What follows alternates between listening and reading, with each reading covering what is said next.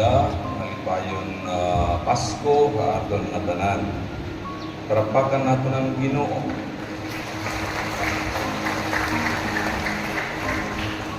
Nanakon pag-iupuhan aton pura paroko, Father Ebert Poncon Quinchera. At Merry Christmas. Anaton kaupo didi nga badi, Father Ali, so kay aga pa ni Merry Christmas.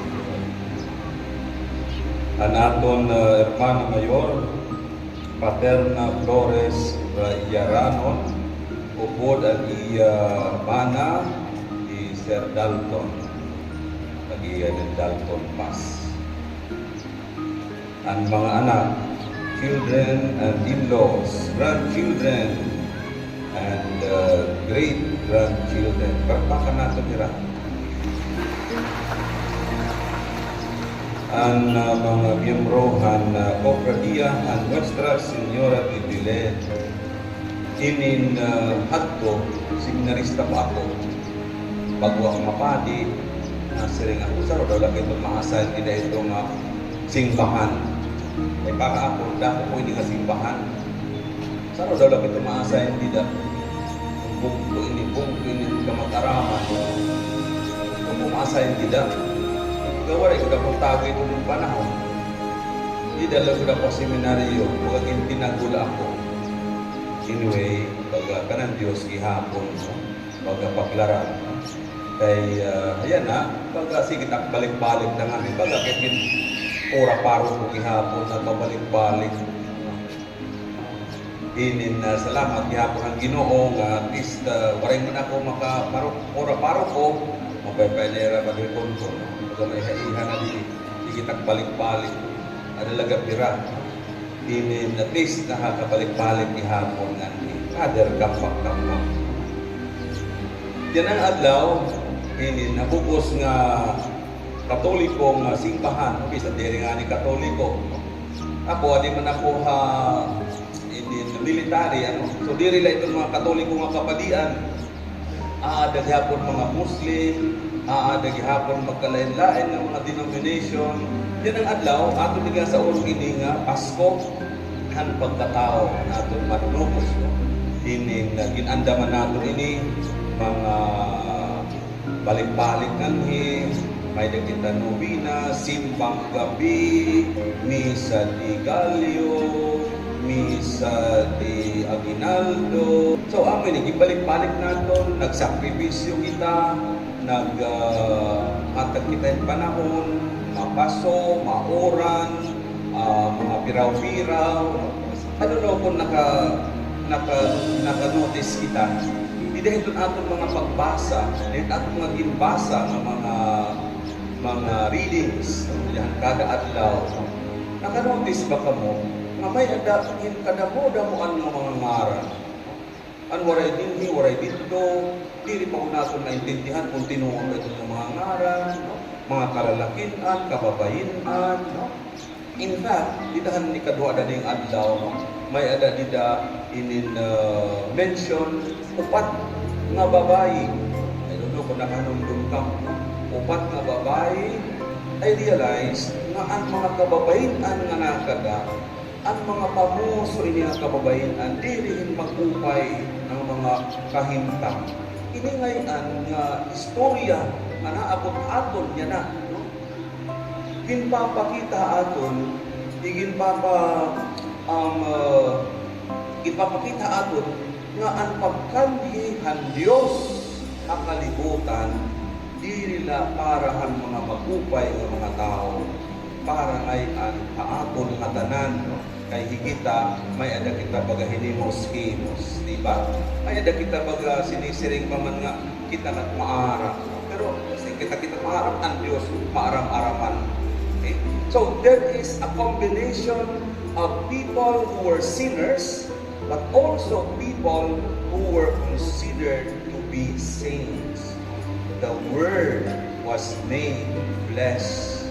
The Word of God from eternity became man like you and me except sin. Diba? Kaya anong importante? Importante ni tungod kay may doktrina, iton mahitungod ang atong Ginoo Jesucristo. Ang atong Ginoo Jesucristo nasire. Kani nga atong Ginoo Jesucristo tinuod nga Dios, tinuod nga tao. Kung makani kita kini nga aton Eucharistia, maghihisgot liwat ini ka matuoran. Kung unan nimo kung nasire dito consecration, amo ini ang lawas ni Jesucristo, ang dugo ni Jesucristo. Una nun natong pagkarawat, ini nga lawas ng hindugo, kung diri kita nakarawat nga ang Ginoo Jesucristo na himo nga tao. Kay ginhimo ang Dios ang tao, ginpakuram, no? Diba? May dalida ang Espiritu, ginhuipan ang Espiritu ang tao. Therefore, na-participar kita. Ang ini itong mga doktrina, itong simbahan. In fact, ako nga na itong mensahe, ini nga Synodal Church. Ang Synodal Church, nasire, itong simbahan, naglalakaton, kaupod ida ang Ginoo Jesucristo, kaupod ida ang magdaralwas, kaupod ida ang nagigiya akong tipakadtuhan amay. Kaya ano, didahan aton adlaw-adlaw nga mga ginbubuhat, adlaw-adlaw naton nga mga aktibidades, ada dida ang nalustre dida ang iya iginhatag sa aton nga gahom. Ano nga gahom? Ang gahom han paghuna-huna, ang gahom han pagpili. Dili ito mawara. Kaya kung wawat ko dito, pagka ito nagsiring ang Ginoo, bahala ka mo ito ng akong ginpahuram ha iyo. Pero dili, no? They will always, they will ask. Kaya may aga mga tao, na sige, maupo na pa mo, pero waray ako labot ha imo, ha? Magigiya ako imo, pero waray ako labot ha imo. Ang Diyos, dili ang magiya niya aton, kung ano man atong ginumpuhan ti dahil dalan, kung ano man atong magabaga sinising, dili na, baga nasuway kita, He is ready. Nasiring niya, ayaw kabaraka. Kalibutan pala ini, papasay doon ko ikaw. Kaya ano man, maida kita mga sakramento, nga ginhatag nga aton, readily available para aton. Di kita, nadiri lang pagtato. Ay kita, nadiri lang. Ayaw na kita mga confession, paano? Bisa, ayaw na kita itong mato. Kayo talad na nga nalingkod, kapasasala pa kay hapon. Oo, gano'n, problema kay kita man makasasala, pero hinumdumi naton na ini, ginhimo, gintukod, para kita makatagamtam ang pagpasay ng Diyos. Idahan pagbasa naton dito kagabi, may ada dida inila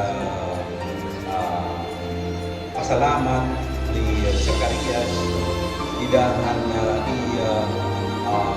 Benedictus, may dahil nabasa natin, Benedictus, maamon ni iya awit ng pagpasalamat. Towards the end, hindi niya pagpasalamat, nasiring dito, ang Diyos nga nahimo nga tao, nagtukway nga aton, pipakadto hinkahimyang nga kinabuhi.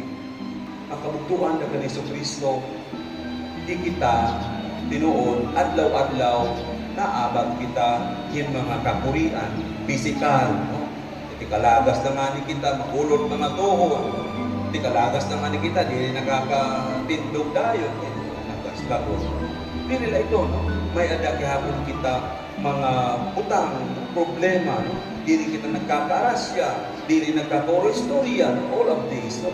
Pero kung aada ang presensya ng Diyos, makakasiring ka imong kalugaringon, lugar diri kita mapapaputong, no? Kung ano itong imo gusto ngay mahimo, kundi ang gusto ng Diyos idaan.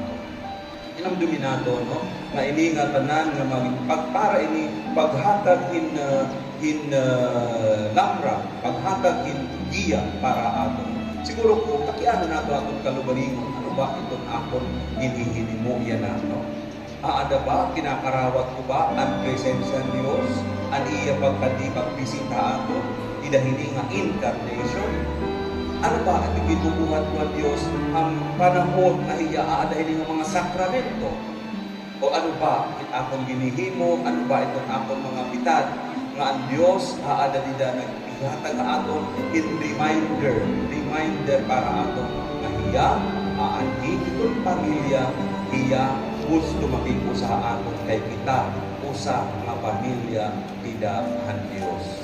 In doing so, dili lang kita masiring yanang adlaw akon nakarawat, yanang adlaw akon natagamdaman, yanang adlaw amon akon pakasiring nga Merry Christmas. No? Bukos na adlaw itong tuig, bukos na adlaw akon kinabuhi, makasiring ako aanhi ang Dios, natatao ang Dios, ilan akon kasing-kasing, ilan akon kalan, kung ang Dios amon magtutugway hapon, tipakadto ang iya kinhalian. Ayo matanan, napagugtuan na kay Kristo. Merry Christmas and a prosperous New Year. Amen.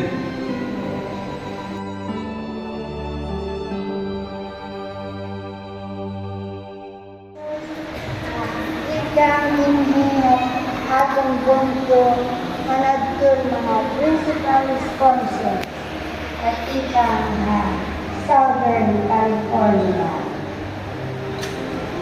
Manadtol mga offers ang butos na misa ikang bidahan 16 December 16 at tugtog lang ang adlaw.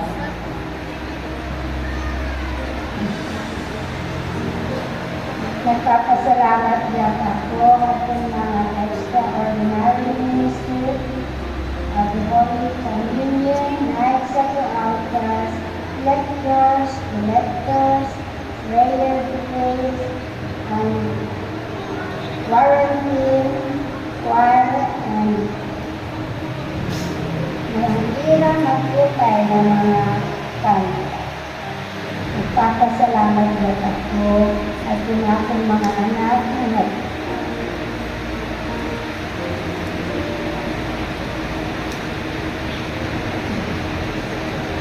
ayun na yun. Pasalamat ako kay Jimbo, kay Mora, kay Luni, kay Rodi, ay nag-andang ang bukos na simbahan pagkausa. Usa ng ating simbahan. Salamat sa inyong tanan. Merry Christmas.